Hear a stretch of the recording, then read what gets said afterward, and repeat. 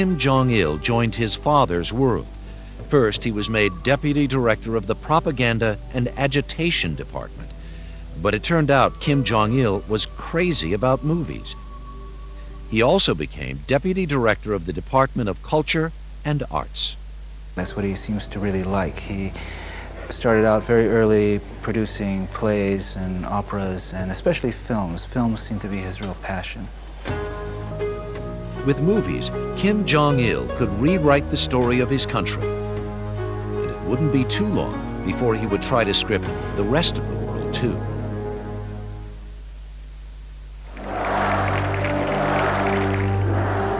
By the early 1970s, Kim Il-sung was still the absolute ruler of North Korea, with a powerful army, and as it now appears, a growing interest in nuclear weapons. But it was becoming clear that the North Korean dictator was grooming his son, Kim Jong Il, as his heir apparent. Kim Il-sung seems to have understood that communist systems had one major flaw, and that was the question of succession. Once a really powerful leader died, then there was a struggle for power to come after him.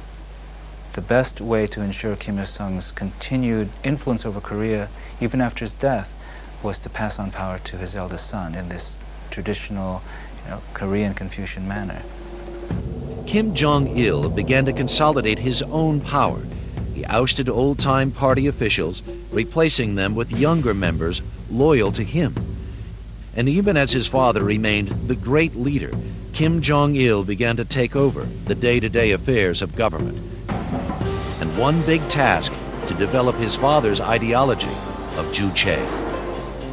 It means self-reliance, and of course what that leads to is a government which is attempting to end any dependence on any other nation in the international community, viewing this as the best way to ensure its own self-government, its own independence, and its own sovereignty. But he wasn't a public figure yet. And then in 1974, there were these mysterious reports in the North Korean media referring to something called the Party Center. The Party Center was doing this, the Party Center ordered that, and it began to be clear that the Party Center referred to the younger Kim Jong Il. But Kim Jong Il's true fascination was with the arts. He is credited with directing 5 operas, and he wrote books on opera and film. This film book was very un-Hollywood. It had chapter titles like "The Director is the Commander of the Creative Group" and "Be Loyal to the Party and Prove Yourself Worthy of the Trust it places in you." Kim Jong Il's obsession with movies had him overseeing every film made in North Korea, and his personal home video library was reported to contain 20,000, mainly Western films. I'm gonna make him an offer he can't refuse. The Godfather, James Bond. Do you expect me to talk? No, Mr. Bond, I expect you to die. And the Friday the 13th series were reported to be some of Kim Jong Il's favorites.